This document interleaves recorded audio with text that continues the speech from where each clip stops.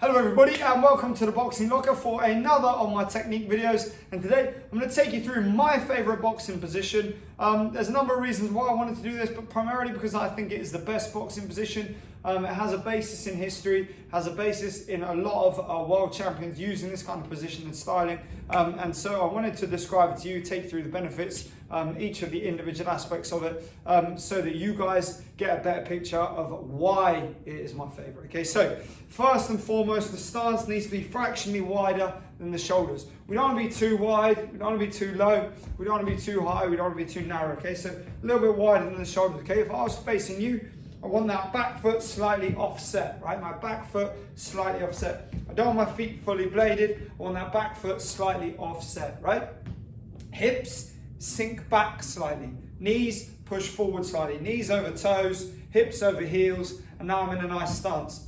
From this position, my shoulder and hips are in line with my feet, okay? So that puts me at 45 degrees in relation to my opponent. So I'm in a nice stance. My body isn't overly exposed.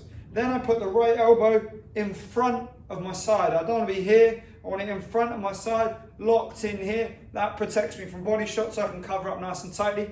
And I want my thumb to my chin, okay? Now, this is something that I'm going to see a lot of people debating, I'm sure, but thumb to chin, here's the reason. Thumb to chin is dynamic. I can catch here quickly, I can catch here quickly. I can shoot from there quickly, I can shoot from there quickly. I can throw there quickly, I can attack the body, all right?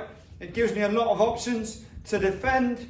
I can barrier, I can use the forearm, I can wrap up and clinch. I'm not limited to being here where it's in front of me, so that hook can be quite quick sometimes.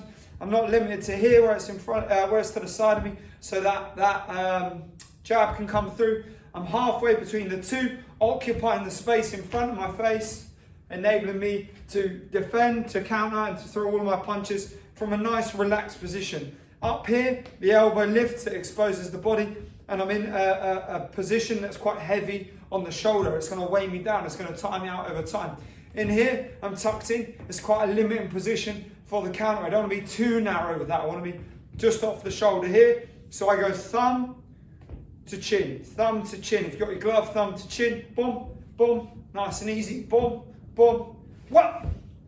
You have all of those options. Now, that brings me into the lead hand position. Now, I like to have what you call a floating hand. Now, a floating lead hand means that it can switch from position to position. The primary position for me is at about chin height with the elbow off the body, arcing slightly down. So I sit my weight over, as I said, knees over toes, hips over heels, and now my right shoulder sinks a little bit back, and that puts me in a position here where my weight is distributed 60-40 to the back leg. So 60% of my weight is here, 40% is there. Now I get that left elbow slightly higher, and it enables me to drop as I throw that jab, drop down to the body and throw that jab, sink myself away from punches, slip out of the way of the punches, and that hand can come up, defend, barrier, all sorts of options. From here you can get a nice relaxed jab, bap, bap, rotation of the wrist, bap, bap, bap, and you can do it multiple times without any issues.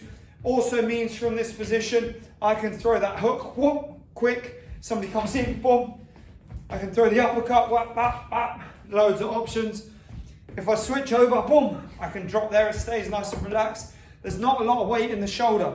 If I have my hand up too high here, puts a lot of weight in the shoulder, so it forces me to have greater conditioning, which there's no problem with, but it's just a lot more difficult over the course of a 12-round fight to keep that hand up there. You're going to start seeing it strain, and where it's used to being up there, you're going to get caught more. Whereas if I'm used to being here, sat back slightly, I can use that arm. If I need to lift it up, I can push it up, post it.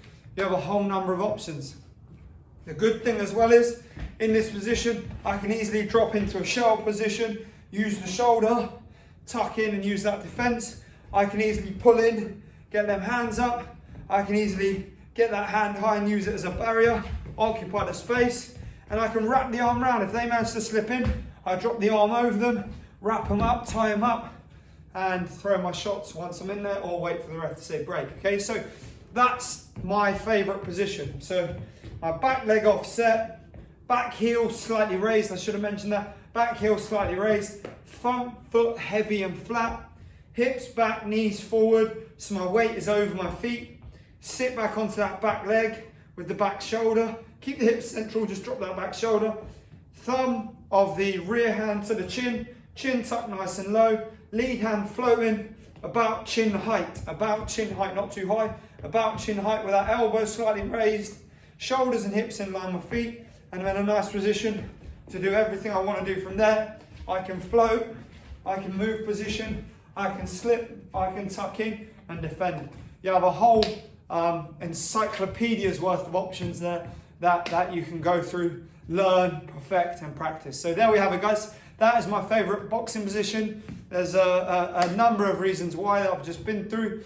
You can see guys like Sugar Ray Robinson, Sugar Ray Leonard, some of my favorite boxing history using these positions, using this position. And when you watch those guys and how well it works, you can see why. So there we have it. I hope you enjoyed the video. Let me know your thoughts in the comments below. Don't forget to like, subscribe, share widely, and thank you as always for tuning in.